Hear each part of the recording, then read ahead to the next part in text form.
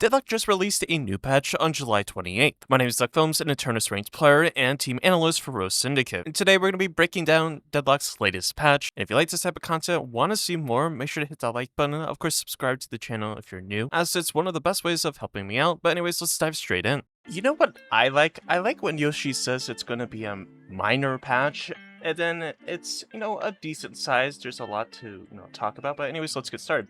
Starting with Stamina, Bucket 3 heroes slows half their ground dash increase from 0.7 seconds to 0.72, and air dash time from 0.49 to 0.51, which is kind of significant. The orb spawners are base that gives 10 souls on hit, now split to nearby players on expire. That's pretty cool. I like this change. So I guess if you're dead, maybe it will split as well, which is cool. Fix the party member teammate audio volume slider for voice communications, that's fine. Items, we have Crushing Fist. Max stack stun duration increased from 0.5 to 0.75 seconds. Crushing Fist bullet resist reduction from -4 to -5 per stack, which is pretty decent. This is a little scary. 0.5 to 0.75, so even bigger stun, which will be interesting. Cursed Relic no longer has -14% damage output on Initiation. Now applies a -25% damage output debuff for the 3.25 second duration. Interesting. Alright. Divine's Kevlar. Spirit power increased from 0.35 to plus 40. Plus 3.5. Plus 35 to plus 40, which is pretty big. Echo Shard now has a 0.5 second post cast time. No longer grants plus 5% fire rate, and it now has a cooldown from 35 seconds to 30 seconds, but plus the cooldown of the imbued ability, which is pretty nice. Ethereal Shift cooldown increase from 35 to 37 seconds. Frenzy now has plus 10% of bullet lifesteal as an initiate.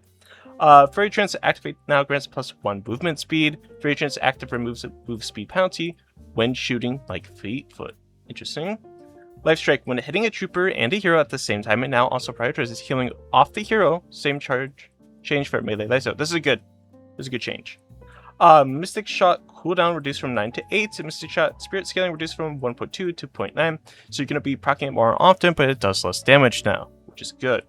Restorative Locket heal per boon increase from 0.32 to 0.5. So it's going to be more useful as a healing idea now, which is pretty good.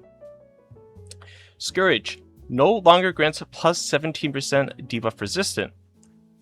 Scourge active now grants plus 20% debuff resistance, retroactive on application, so meaning depending on who it goes to. And Scourge max health per second reduced from 2.5 to 2.3. I mean, you're still going to be buying this item, so it's fine. Slowing bullets no longer grants plus 15% weapon damage. Weighted shots of weapon damage reduced from plus 40 to plus 30. Spiritual Overflow now provides a bonus plus 10% lifesteal on proc.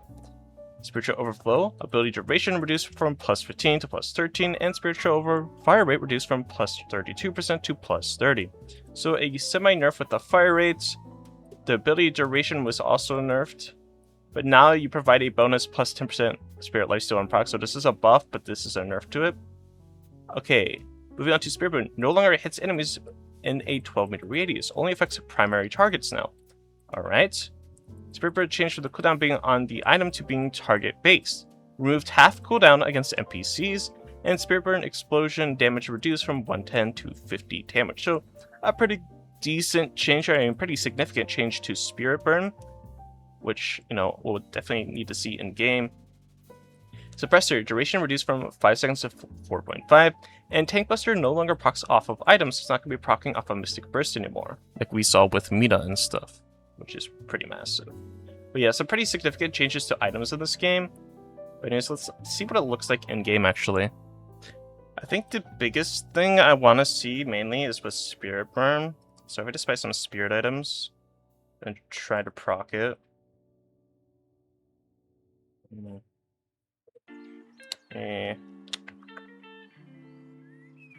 Burger.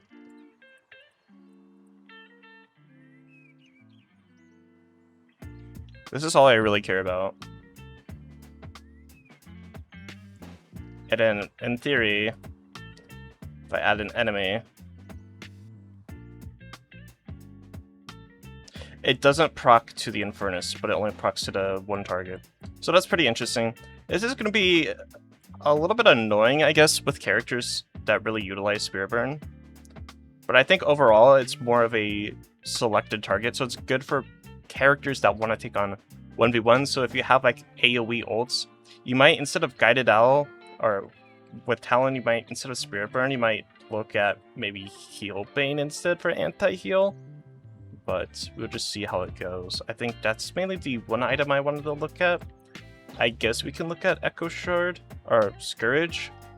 So you can see now it has a 17% debuff resistance. Which is fine. Echo Shard. So if I do no cooldown,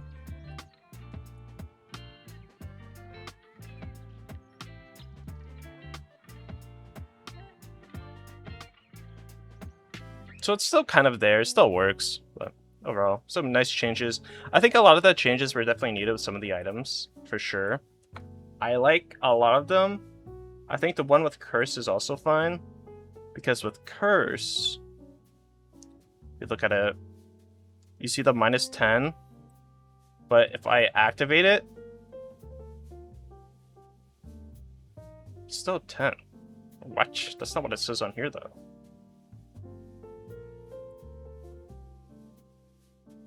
Output initiate, so it doesn't have the like the flats for 14. Okay, I see what you mean. So when you apply it, you get the -25 or whatever. Interesting. Okay. Yeah, that's that. Yeah. Some interesting changes with the items. Let me know what you think in the comments down below, as always, and I'll have a link to the full patch notes in the comments as well. So let's actually go ahead and look at the heroes. So for heroes, the riposte base stun duration was increased from 0.6 to 0.8. This is an insane change. Post tier 3 changed from plus 1.6 second stun duration, words are hard sometimes, to plus 60% bullet, spirit, and melee lifesteal against the target for 7 seconds. So this character, Apollo, is even stronger now. So if I go to Apollo, you can see gain % bullet, spirit, and melee lifesteal against the riposte target for X seconds. So if you're against a character, let's say a tank for instance, so we go, you know, let's say, I don't know, Lone Krill.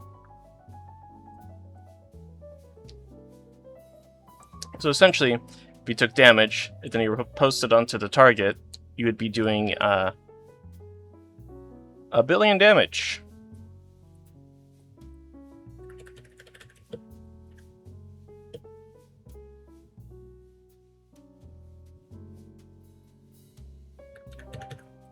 Can't trigger it.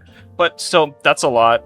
I don't know how I feel about that change, because now he just gets a default. You know, if I remove all the upgrades, by default, he just gets an insanely long stun now for 0.8 seconds. I guess that's better, because before on max is a 0.16. So I guess that's fine. I mean, overall, it's a slight nerf to his stun, even though the base kit. So in the early stages of the landing phase, he's going to be a little bit more annoying. But later on, it's not going to be as annoying, because you're not having to deal with that 1.6 second stun. Instead, you have to deal with the spirit melee and bullet lifesteal. So building bullet on this character now, even more so than before, is a lot better. So which is good. Then we have Billy. Rising Ram tier 3 reduced from 8% max health to 7%. Not a massive change. Ava tier 2 reduced from plus 45% move speed to plus 40 for Calico. And Ava tier 3 reduced from plus 20% damage amp to plus 18. So a slight nerf to Calico. Overall, these numbers are not going to matter a ton. The number with Billy isn't going to matter a ton either. Celeste Shining Water Radius increased from 16.5 to 17.5. So a buff to Celeste, water damage increased by 10%. Or buff duration increase. So an overall buff to Celeste, I would say. So that's pretty significant. Doorman. What damage we scaled from 26 plus 1.19 per boon to 24 plus 1.25 per boon. Okay. Call bell charge time increased from 6 seconds to 7. Doorway radius reduced from 20 seconds to 15. Doorway tier 1 duration increased from plus 15 to plus 20. Doorway tier 3 range reduced from plus 45 meters to plus 40. Card damage reduced from 80 to 60. Cards reduced from 60 to 80. Card range reduced from 25 to 20. Card tier 2 increased from plus 20 to plus 25. So if we actually go in and look at Doorman, so I actually want to see this, because I think this is pretty important. So we look at the doorway. the distance by itself is 70 meters, which is still a decent amount. But I like it actually has like a proper cooldown now. Like it's less time to be able to that you have, which is good. Like that should be in the game. Drifter spirit scaling reduced from 1.8 to 1.7, so a slight change. And then Drifter Ren Tier 3 silence duration reduced from 2.3 to 2 seconds, so pretty good. Dynamo Singularity cooldown reduced from 265 to 250, pretty significant. I mean, not super significant, but definitely there. Haze Sleep Dagger Wake Up Time Spirit Scaling reduced from 0.003 to 0.002. The Sleep Dagger Damage Spirit Scaling reduced from 2.8 to 2.2. Sleep Dagger 2 changed from minus 17 second cooldown and applies 15 fixation stacks to plus 1 second sleep duration and applies 15 fixation stacks. Okay. So big thing here. So the spirit scaling with the dagger is reduced. The reason why Haze was super strong, not because of Echo Shard or anything, was the fact that the dagger does an insane amount of damage. Now they reduced the scaling of it. However, when you upgrade it to level 2, you have plus a second with the duration and it applies. So they're going to be sleeping it for a little bit longer now. And you still get that plus 15. But overall, it's a nerf to this character because this was unbelievably strong, whether you want to believe it or not. The fact that the spirit scaling for the dagger was insanely high, and people think it was the Echo Shard, but not really. But yeah, overall, good changes with this. Fixation Tier 3 reduced from plus 1.4 per stack to plus 11. However, Fixation Tier 3 now also scales with weapon damage, which is pretty big as well. So Haze is going to be built a lot more hybrid, even more so now. IV Stoneform Tier 3 Spirit Scaling reduced from 1.7 to 1.5. That's fine. Calvin Frozen Shelter cooldown reduced from 195 to 185. Lady Geist Life Drain changed from 75% damage to heal to 100%. Life Drain DPS reduced to provide the same effective heal as before, but with less DPS. Lady Geist Malice Damage Amplification reduced from 8% to 7. Malice Tier 3 increased from plus 7 amp to plus 8, so you're going to be wanting to max Malice a lot more quickly now because of the changes with the amp here. I mean, I wouldn't say these are any significant changes. The life drain is very interesting. Look at a life drain. Let's see, 75% damage to heal. It should say 100 now. It doesn't say yet, but it's 100% now. Mina, cast time increased from 3.5 to 4. Cast range increased from 3, so a slight buff to Mina. That's fine. Fire Scarab's duration reduced from 7 to 5 on Mirage. Fire Scarab's Tier 2 reduced from plus 2 to plus 1. Fire Scarab Tier 2 now also increases duration by 2. Dust Level Tier 3 no longer increases lift duration by 3 seconds. And Fixed Ginge Mark Tier 3 still being a minus 1 second cooldown instead of plus 0.75. That's good. Monochrome Burrow cooldown no longer starts after the conclusion of the ability, it now starts immediately.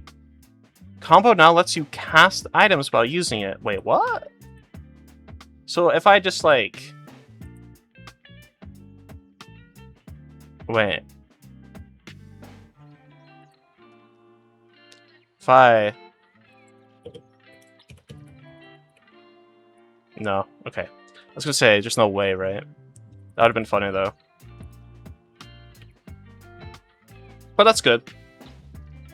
The one thing about Bone Krill is that when you're ulting, you're committed to that one person. So I guess having the ability to pop, Colossus or maybe even pop like a DB on yourself while you're ulting. Actually, you can't do DB. Okay.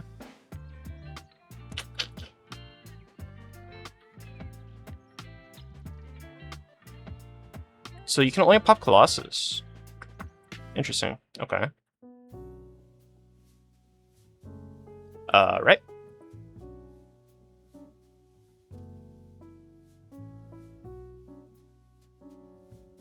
Yeah, it seems like really only Colossus. Yeah. Okay, whatever. I guess that's fine, but the fact that it's only Colossus is kind of interesting. Page Rallying Charge cooldown reduced from 220 seconds to 210. Pocket Flying Cloak Tier 3 reduced from minus 11 seconds cooldown to minus 10. Pocket Affliction DPS reduced by 6%, also reduced the spirit scaling and the upgrade, so a slight nerf to Pocket. Look, people are going to get mad. The character does need a nerf. He has a super high ban percentage. The character is extremely strong if you know what you're doing. If you don't know what you're doing, the character is not going to be strong. Anyways, moving on to Shiv. Stamina regen increased from 5.5 to 6 seconds. Killing Blow recast window reduced from 20 seconds to 16, so now you actually have to get, the Killing Blow continuation faster than later. Silver, Gun Fall Off range reduced from 20 meters to 46 meters to 17 meters to 42. Slam Fire now deals 100% bonus damage against NPCs. That's wonderful. Lycan Curse precast time increased from 0.2 to 0.3. Lycan Curse precast move speed reduced from 7.6 meters to 2.5, which is pretty big. Lycan Curse tier 1 reduced from plus 20% resist to plus 15. This is good. We want Silver nerfs. People are going to be in the comments saying, oh, Silver doesn't nerf, she's fine. The character's broken, whether you want to believe it or not, unfortunately. Venator, sprint speed reduced from 1.5 to 1 meter. So this guy's even a fatter chud, so you need to get enduring speed whether you want to or not. Bullet fall off range reduced from 20 meters to 51 to 18 meters to 47. They're a lot more, closer. Iridomini cooldown no longer starts after the conclusion of the ability, it now starts ability. Iridomini less stakes damage increased from 100 to 115. So a slight buff with his ultimate, but an overall nerf to the rest of his kit. The character always struggled when getting jumped, but now because he's going to be even slower, you can see he's a lot slower. But now with Iridomini, it's going to be doing a lot more damage. And while this is popped, the cooldowns are going to be going down. So if I pop it, you can see it's already started to go down before, so that's good. Moving on to Viscous. Splatter damage reduced from 70 to 55, pretty significant change. Splatter spirit ratio reduced from 0.8 to 0.7. Splatter base bounce count increased from 1 to 2, so it's going to be a little bit more damage, or more instances of damage essentially. Splatter tier 3 bounce count reduced from +2 to +1. The cube tier 3 reduced from -25 to -20. Puddle punch slow duration reduced from 4 to 3. Puddle punch slow increased from 20 to 30. Puddle punch cooldown reduced from 24 to 21. Cubeball tier 2 increased from +10 to +20. So they're making his ultimate a little bit tankier, which is good. Now let's see, Flying Slash on Yamato. Tier 2 reduced from +40 to +35. The Flying Slash charge went from 2 to 1. And the Flying Slash tier 3 charge time went from 4 to 5. So a nice little slight slap on the wrist to Yamato. The character is still going to be super annoying with how you play the character. Like, I can still go around walls and whatnot, so it's like, whatever. And I don't think they'll actually fix, like, the issues that Yamato has, like, going through walls until the game is actually fully released. Right? But I digress. But that's a look at all the changes for July 28th. Like I said, let me know what you think in the comments down below. And as always, I hope you have a great and safe day, and I'll catch you in the next one.